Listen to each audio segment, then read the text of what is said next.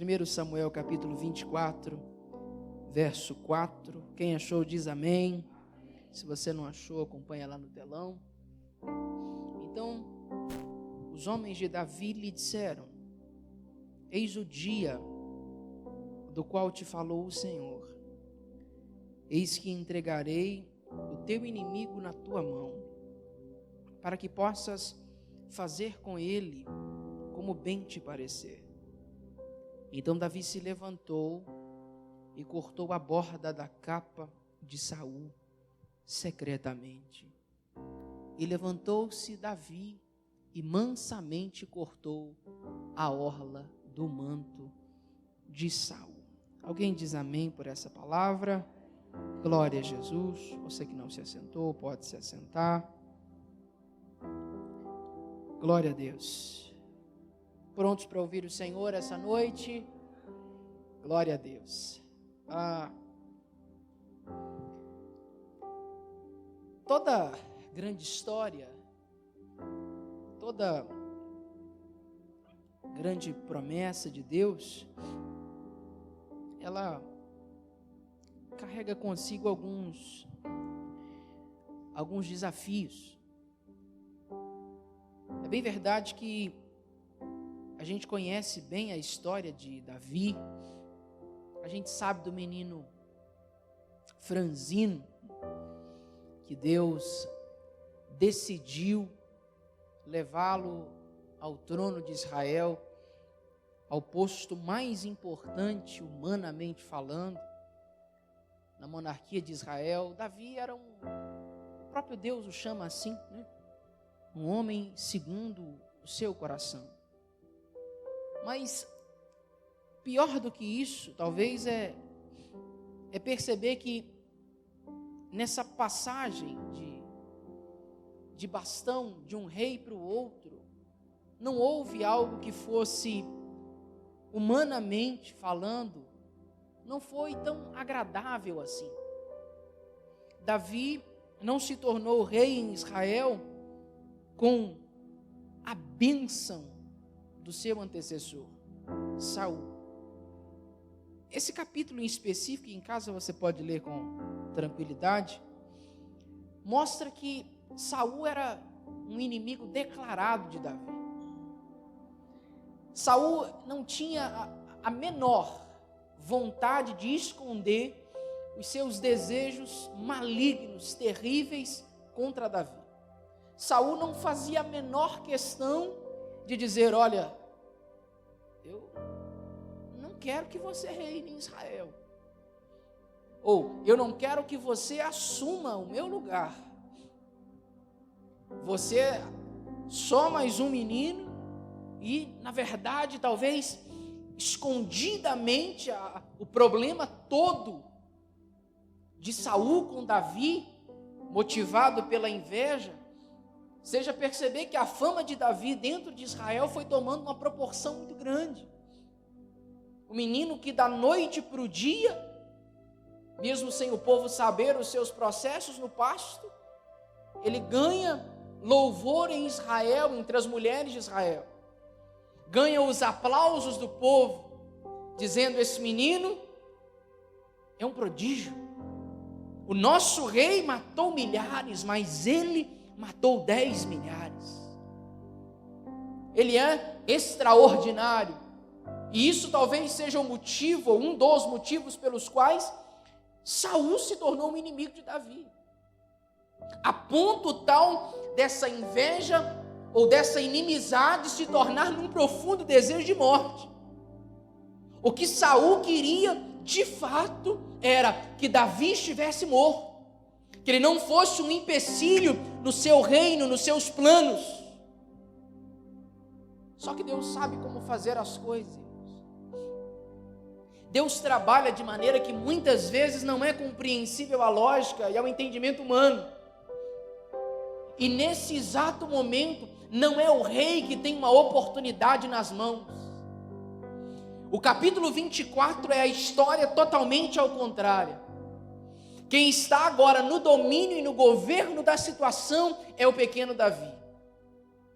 Quem tem agora a oportunidade da sua vida é o pequeno Davi. Eles estão dentro de uma caverna. Davi com os seus homens. O texto diz que Saul vai chegar dentro da caverna e ali ele vai tentar descansar um pouco. A grande questão é que ele não sabia que naquela caverna e possivelmente nos fundos dela, Davi e os seus homens estavam ali. O que ele não imaginava é que possivelmente esse seu descanso poderia ser a sua morte. Poderia ser o fim dos seus dias e do seu reinado. Afinal de contas, era só uma caverna que ele poderia entrar e descansar. E dentro dessa caverna, o seu maior inimigo declarado estava ali dentro, sem que ele soubesse. E Saul ali, tranquilo, sem nenhum problema, sem talvez nem imaginar, vai ser surpreendido. E o texto diz que quando os homens que estão com Davi olham para ele e dizem assim: Davi, este é o dia do qual o Senhor falou com você, que entregaria o teu inimigo na sua mão, e você poderia fazer com ele o que bem entendesse. E talvez a gente olhe para um texto como esse e se lembre daquilo que o próprio Davi escreveu em um dos seus salmos. E o próprio Davi, talvez, se já tivesse escrito essa canção, essa oração, esse salmo, ele poderia relembrar e dizer: o Senhor preparou uma mesa para mim, diante do meu maior inimigo. A mesa está preparada. Outros, e talvez até nós, nessa situação, diríamos: glória a Deus, afinal de contas, hoje, e talvez ouvindo aquilo que os homens disseram, né? Essa é a sua oportunidade, Davi. Eis que hoje é o dia que o Senhor te honrou. Eis que hoje é o dia que o Senhor te dá vitória. Davi poderia pensar: é a hora de cantar o hino da vitória. Só que o texto diz que Davi vai pegar a espada e cortar a orla do manto de Saul. E parece que não, né? Mas como uma orla revela o futuro? Parece que não, mas essa é a oportunidade de Davi. E quando Davi corta a orla das vestes de Saul, simbolicamente isso está dizendo que ele tem poder, oportunidade para tomar o trono à força. Mas ele preferiu não fazer. Davi tem a oportunidade da sua vida. Saul o tinha como o seu inimigo. E o que é que você faz com o inimigo, irmão? Não, você não corta a orla das vestes dele. Um inimigo declarado no ambiente de guerra, ele é morto. Um inimigo declarado, o que você quer é que ele seja aniquilado. Só que Davi corta a orla das vestes de Saul, tendo a oportunidade, porque Davi tinha uma certeza: que se ele matasse aquele homem, o reino seria dele. Davi tinha poder para aquilo, mas ele sabia que não era aquela hora. E como nós precisamos entender que poder sem pressa é sabedoria. Pastor, o que o senhor está dizendo? Nem toda oportunidade quer dizer que é a hora de agir. Nem toda oportunidade é Deus sinalizando para você, ainda que simbolicamente represente uma vitória, represente um sucesso. Sabedoria é agir na hora certa, mesmo tendo poder para fazer, oportunidade para fazer. Provérbios capítulo 19, verso 12, a Bíblia diz que a pressa, ela resulta em escolhas erradas.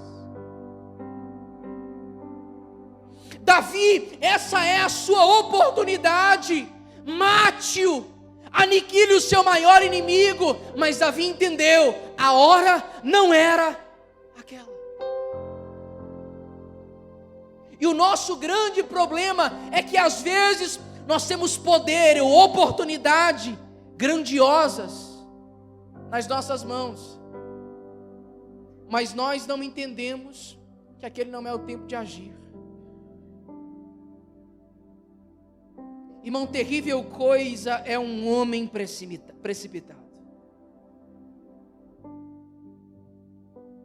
Terrível coisa é quando você não sabe como agir diante de uma situação.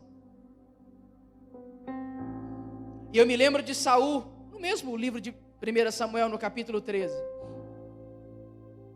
Quando ele está diante dos filisteus, os seus inimigos, e Samuel não chega ao profeta. Saul dá na telha de oferecer sacrifícios ao Senhor, e só sacrificava os sacerdotes. Rei não tinha autoridade nem poder para isso. Saul olha e diz assim: afinal de contas, já que Samuel não chegou, eu mesmo vou sacrificar. E o texto diz que assim que ele acaba de sacrificar, quem é que aparece? Samuel.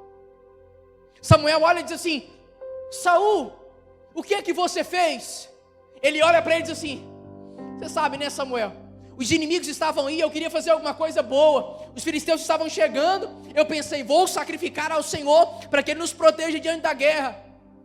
Samuel olha para ele e diz assim: você sabe que você desobedeceu às ordens do Senhor, porque não era lícito a um rei ou a você entregar um sacrifício ao Senhor. E o verso 14 diz: agora porém o seu reinado não permanecerá, pois o Senhor escolheu um homem segundo o coração dele.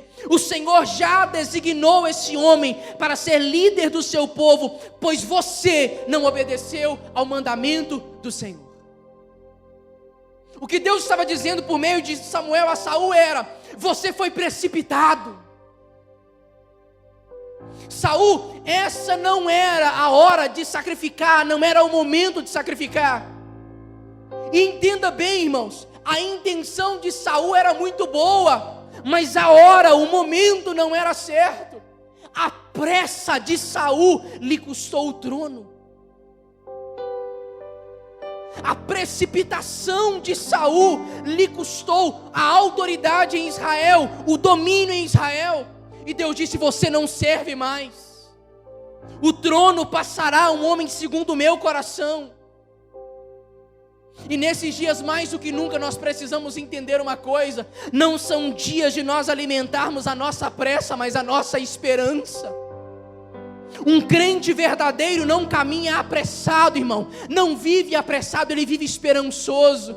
Ele vive acreditando naquilo que o Senhor disse. A precipitação, ela te cega. Um homem precipitado, ele não calcula os custos das suas decisões. Um homem precipitado não sabe que direção ele vai tomar. Um homem precipitado, Jesus disse, contou uma parábola. Um certo homem uma vez foi construir para si uma casa. Só que ele não calculou os custos. Ele parou no meio do caminho. E se tornou motivo de chacota onde estava. Por quê? A precipitação te cega. E eu quero que pelo Espírito você pense: quantas atitudes, talvez na sua vida até hoje, apressadamente você não tomou e disse assim: por que eu fiz isso?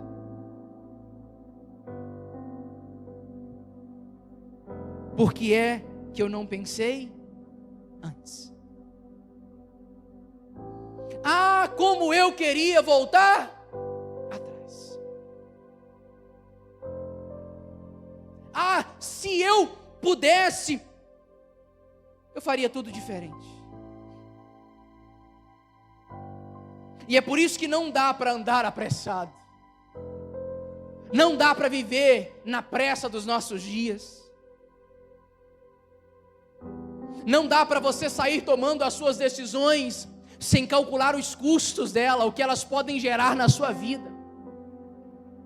Pastor, o que é que faz então? Aí tem o conselho do Salmo 131 que diz assim: ó Israel, ponha a sua esperança no Senhor, agora e para sempre. Faz o que então, pastor? Quando eu não souber fazer, fico louco, fico apavorado, vou tomando as decisões da minha vida, meu bel prazer? Não, faz o que? Ponha a sua esperança no Senhor. A decisão que você precisa vem dEle. A direção que você precisa vem dEle. A voz que você precisa ouvir é a voz dEle. Tudo que você precisa está no Senhor. Então, por favor, espere no Senhor e pelo Senhor. Ah, meu irmão, se a gente entendesse que Deus não atrasa, que Deus faz as coisas no tempo certo, e que Ele queria que a igreja entendesse a mesma coisa. Espera no Senhor. O Salmo 42 diz: ó minha alma, por que você está abatida, ó minha alma? Por que é que você se perturba dentro de mim? Faz o que, alma? Espera no Senhor, pois eu ainda o louvarei. Espera no Senhor, pois eu ainda o louvarei. Você tem depositado a sua esperança em que ou em quem, meu irmão? Não perca a sua autoridade como Saul pela sua pressa. Não faça isso. Espera no Senhor. Davi tem a oportunidade, tem o poder para tal, mas a ação naquele momento não era a mais correta. Não, a hora não era aquela. Ainda que talvez impulsionado pelos seus homens que estavam com ele, e seus companheiros. E eu gosto porque a NVT ela traduz a expressão e diz assim: é a sua oportunidade. É a sua oportunidade, Davi. Com certeza melhor não teria. Só que o grande problema é quando a gente tenta acelerar os planos de Deus.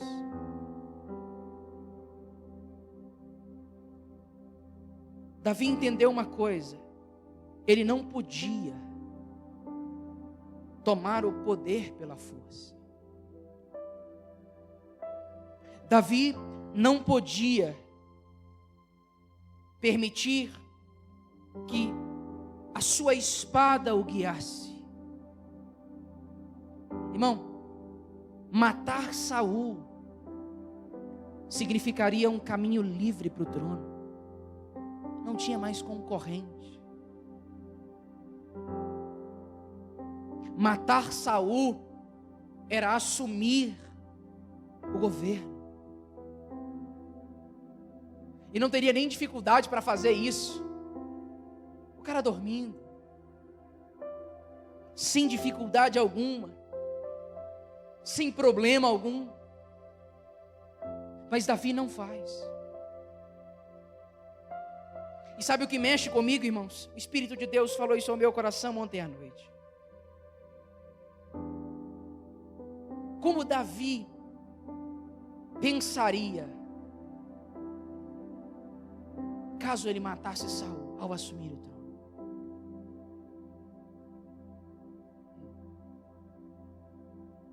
Ao olhar para trás, Davi diria assim: eu matei Saul.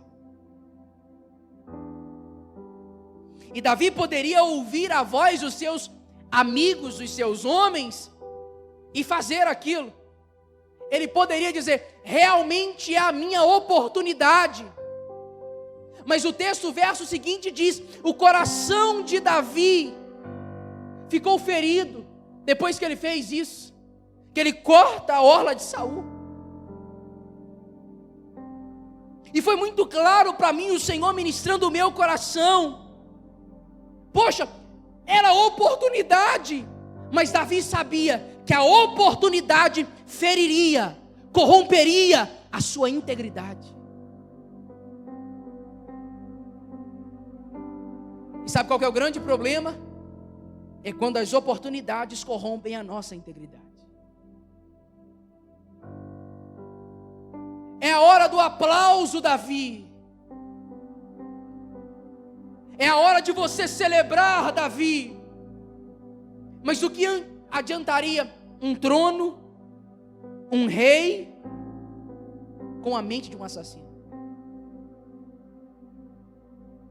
De que valeria se assentar no trono e, ao olhar para trás, perceber a maneira como se chegou naquele lugar?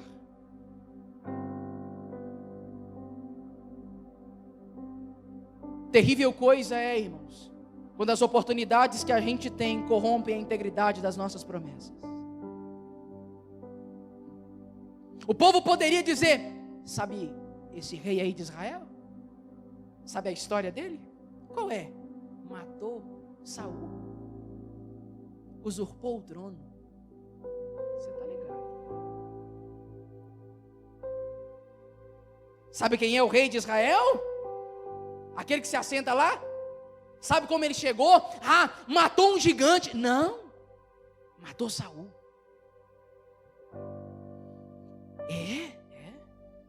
Só que Davi, irmão, não só tinha a unção, como tinha uma palavra muito clara de Deus. Deus o faria rei em Israel. Deus já tinha liberado a palavra sobre ele: você vai ser rei. E o futuro de Davi não dependia da espada que ele estava carregando, mas da palavra que ele possuía. O futuro de Davi não estava ligado ao seu poder ou à sua força de matar o seu, teoricamente, adversário. Não era isso. Lá atrás, Deus já havia dado uma palavra e disse: você será rei em Israel. E a gente deve pensar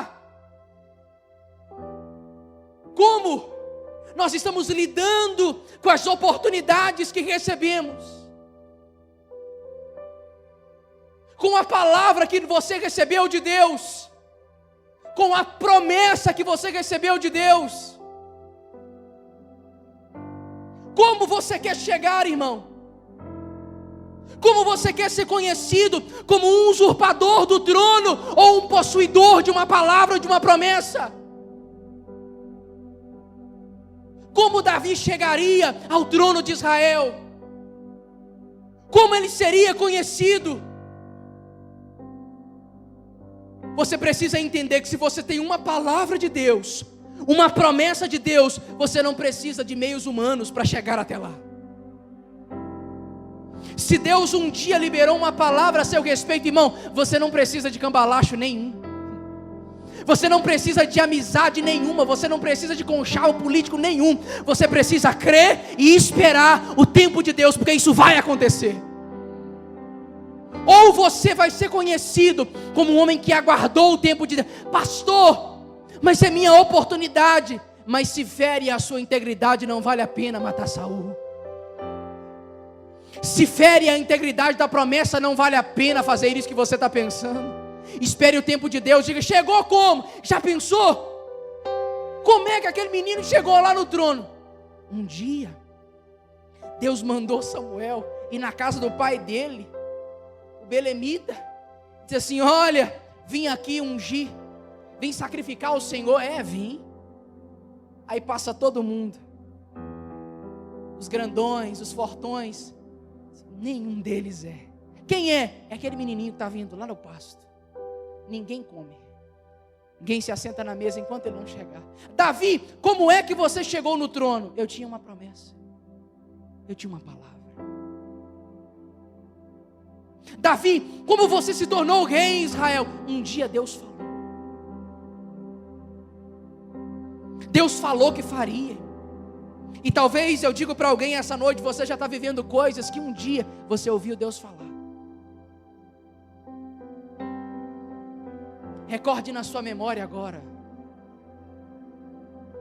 Se algumas coisas que você está vivendo hoje não são resultados de promessas e palavras que um dia Deus deu sobre a sua vida. E você verá que você não precisou passar em cima de ninguém. Você não precisou de um jeitinho brasileiro, e a gente sabe como dar jeitinho brasileiro, né, irmão? Afinal de contas, a gente é brasileiro, né? A gente sabe usar as nossas estratégias.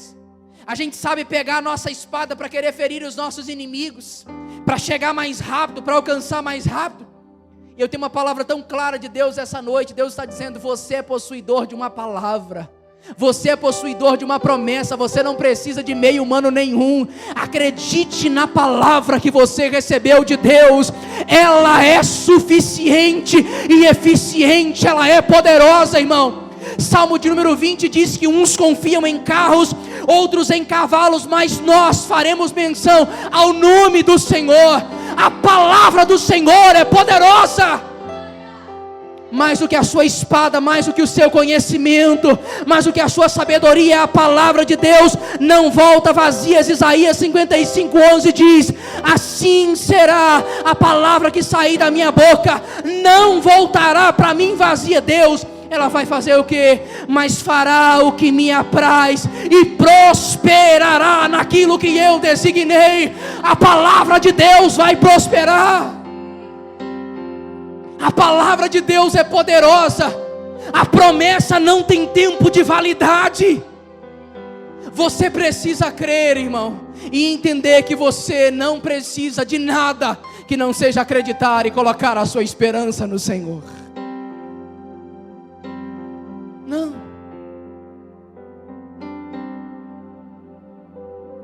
Não é a sua espada ou a sua força que vai te levar a esse lugar.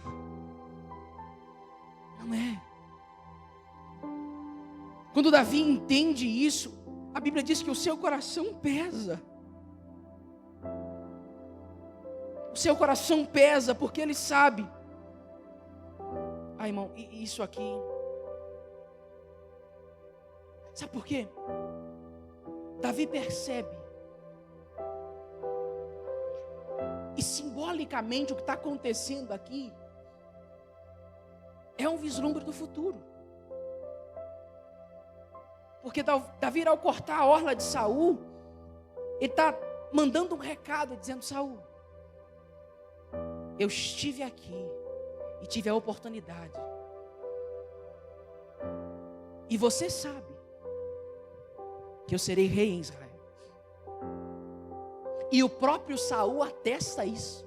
Mais para frente ele diz, ele chama Davi de meu filho, ele diz: eu sei agora que você governará no trono de Israel. Isso era um vislumbre do que estava por vir.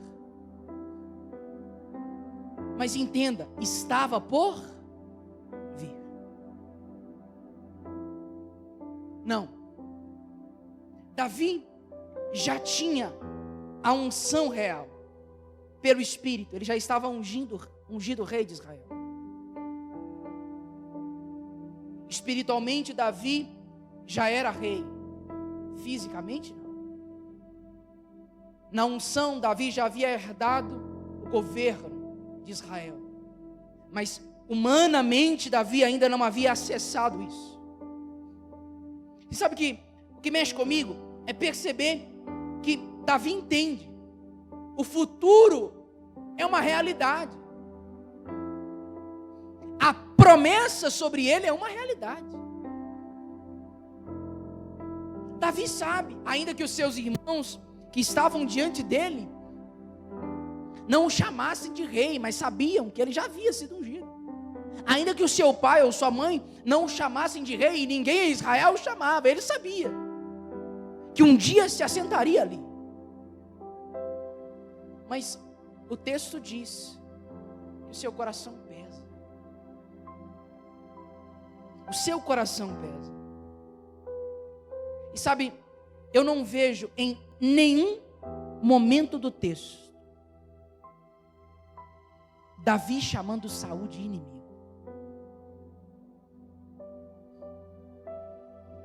Cortar a orla do seu vestido simbolizava o acesso ao futuro. Um vislumbre do futuro. Saul olhava para Davi e dizia assim: você é meu inimigo.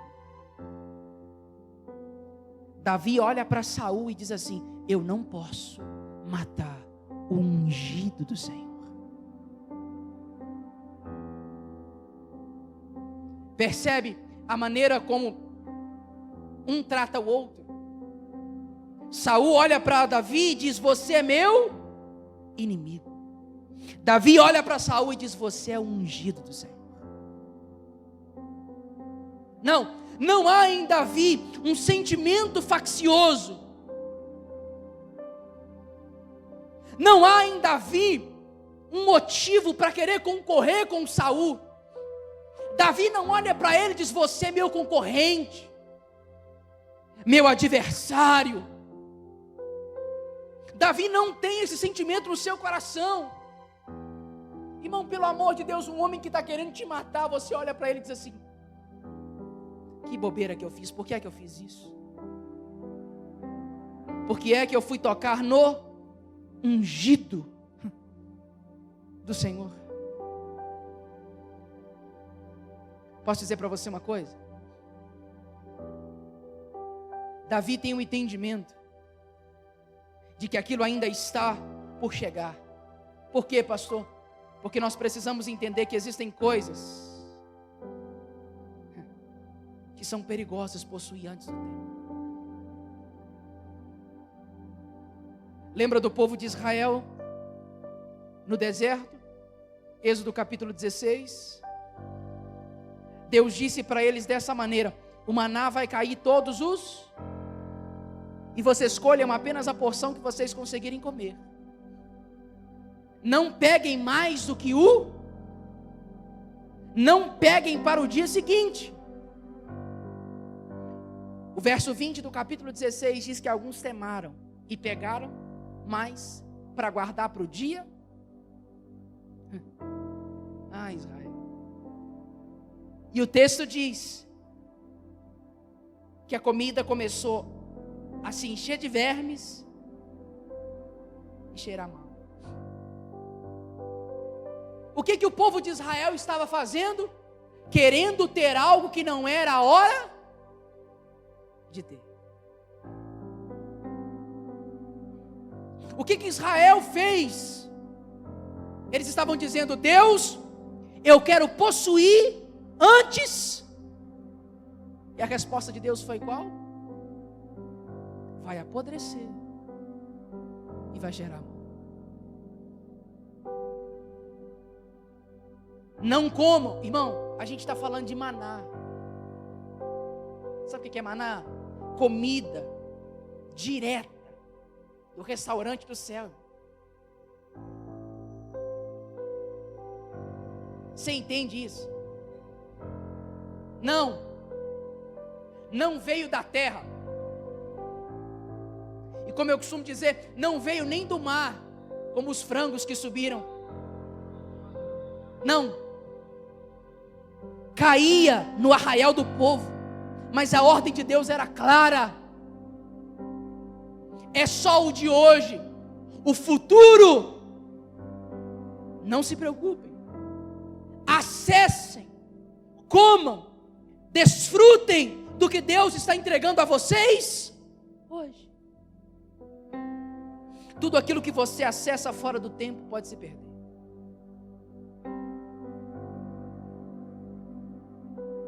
Tudo aquilo que você acessa fora da estação devida. E eu vou dizer isso aqui: ainda que seja bênção espiritual como o maná era a comida de Deus, apodreceu. Era a bênção de Deus, sim ou não? Era o cuidado de Deus, sim ou não? Era milagre do Senhor, sim ou não? Era sobrenatural do Senhor no meio do povo, não era? Mas apodreceu. Por quê? Porque aquilo não era para ser acessado naquele tempo. E Davi entendeu isso.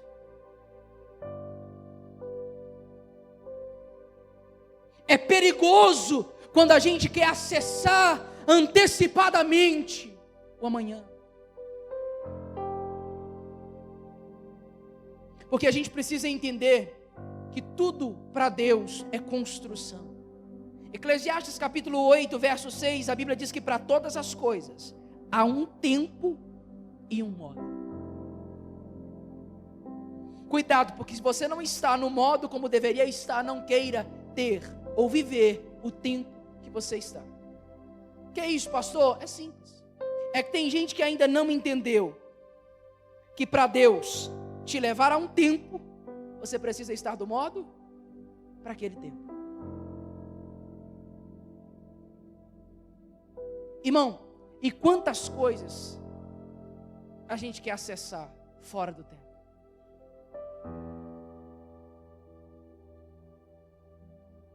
Relembre as suas orações, talvez essa semana, esses dias. Quanta coisa você diz para Deus assim: Senhor, mas por quê? Eu oro por isso, ó, tantos anos e até hoje. Você nunca parou para tentar entender a clareza disso aqui, irmão? O que, pastor? Não adianta você querer acessar aquilo que Deus vai te entregar fora do tempo de Deus. Irmão, nós precisamos ter entendimento para andar nas estações de Deus, para andar no tempo do Senhor. E eu sei que o tempo de Deus é difícil muitas vezes de compreender, sim ou não?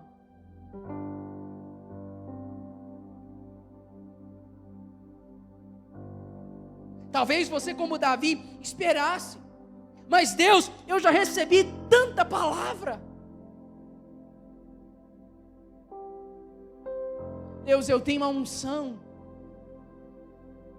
Davi foi ungido aos seus 17 anos, era menino, assumiu o trono depois dos 30.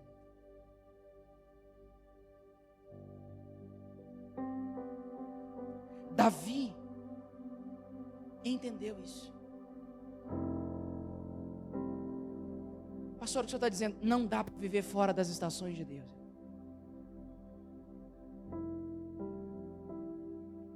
E talvez eu estou sendo para você uma resposta clara de Deus essa noite. E eu sinto no meu espírito de dizer isso. Grave isso, Eclesiastes 8:6. Há um tempo e um modo.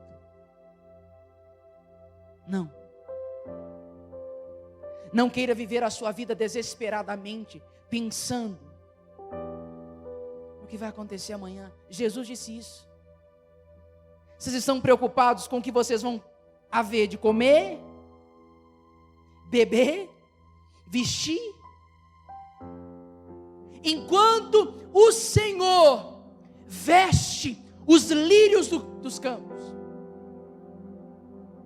Olhem para as aves dos céus. Não trabalham, não cegam, não fazem nada, e de todas o Senhor cuida. Quanto mais a vocês, que são filhos dele, ele não vai cuidar?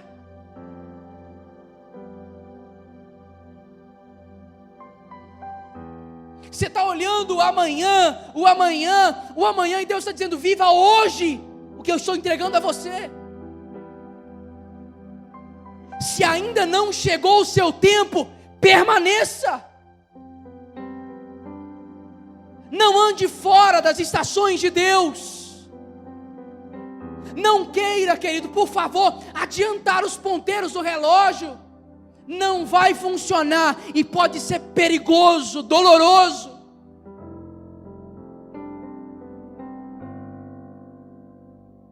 Pode trazer para nós o que trouxe para o povo de Israel com o maná no deserto. Apodreceu, perdeu.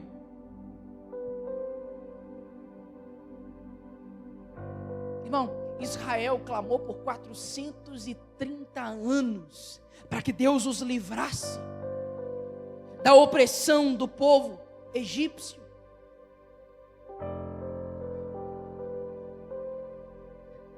E Deus olha e sabe o que Ele faz? Irmão, Deus faz nascer um menino. Não tinha nenhum homem lá, não é possível. Nenhum homem que pudesse falar assim: poxa, é você que eu vou usar. Um cara de boa aí, já estava com a idade, estava pronto. Não. Deus faz nascer um menino para trazer uma resposta a Israel. Sabe quantos anos demorou, irmão, para Moisés voltar ao Egito? 80. Depois que ele foge. Seus 40 anos que ele permaneceu no deserto e só voltou aos 80. Mas o povo tinha clamado? Tinha orado ao Senhor? E a resposta estava onde? No deserto, fugindo. Mas Deus, a gente não clamou? Clamou. Deus, o Senhor não nos entregou uma palavra de libertação? Entreguei. Mas a resposta de vocês vai chegar na hora que eu quero. Você consegue entender isso? Não. Entenda bem. Não queira adiantar as horas. Irmão, o tempo de Deus, você não entende no relógio. O tempo de Deus você entende por revelação. Não acho que Deus vai trabalhar no plano físico aqui da maneira como você acha que é, porque não é. Agora, uma coisa era certa. A única coisa que Davi precisava fazer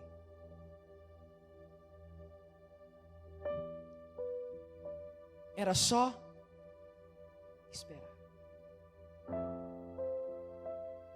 Pastor, quando você fala esperar, eu já tremo na minha cadeira.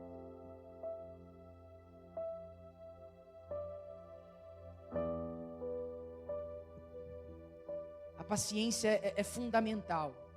Fundamental.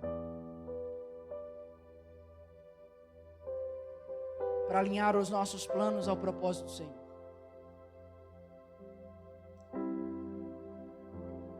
E só assim é que a promessa se cumpre.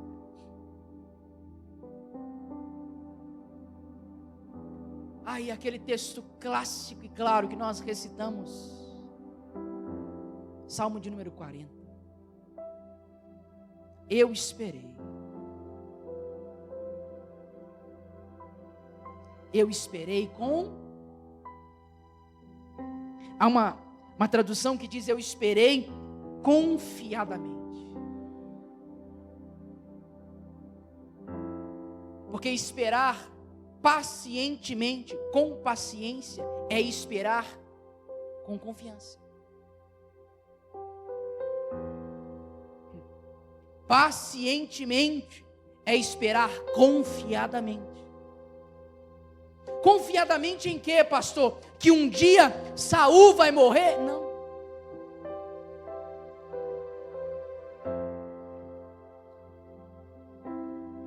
Esperar com paciência é esperar que vai acontecer.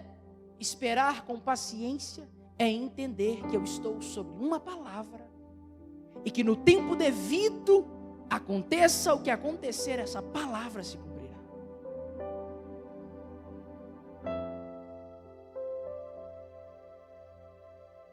E quem sabe o Senhor não esteja dizendo para você essa noite: paciência.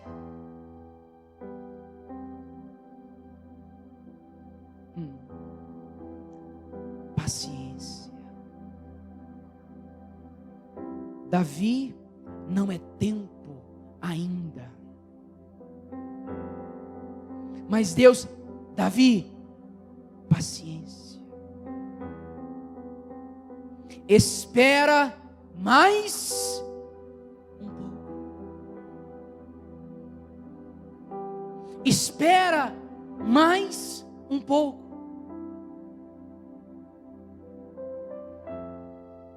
Você tem uma palavra de Deus. Você tem uma promessa de Deus.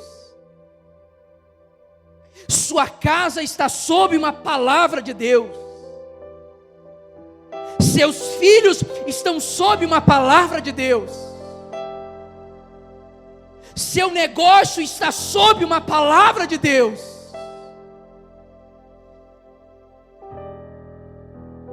Se tudo que você projetou está sob uma palavra de Deus, meu irmão, paciência. Se o mundo te ensinou que Deus tarda, mas não falha, eu vim dizer para você, Ele chega na hora certa. Deus sabe até que ponto a sua estrutura suporta o peso da palavra e da promessa. Deus sabe até o momento que você suporta permanecer e aguentar por uma palavra. Deus sabe muito bem. Eu venho dizer para você nessa noite, se Deus falou, Ele é Deus para cumprir. Se Deus prometeu, Ele é Deus que fará. Sua palavra não volta vazia. Sua palavra não é como palavra de homens que podem falhar. A palavra dele, irmão, não é como talvez a palavra de um homem como eu, que uma hora pode cair por terra e entrar em descrédito. A palavra de Deus não. Vão passar os céus e a terra, mas nem um tio da palavra dele vai passar. Nada daquilo que Deus disse é em vão. Então, por favor, volte a crer com paciência. Volte a olhar para Deus como o Deus da sua vida.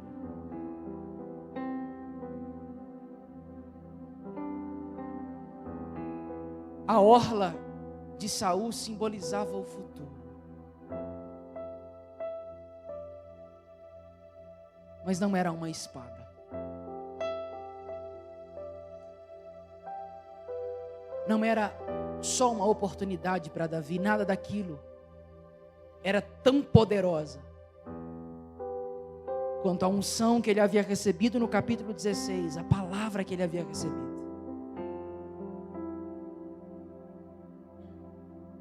E eu quero que você entenda essa noite e vá com essa palavra para a sua casa. Espera confiadamente no Senhor. Com paciência no Senhor. Você consegue entender isso? Fica de pé no seu lugar. Feche os seus olhos. Curve a sua cabeça.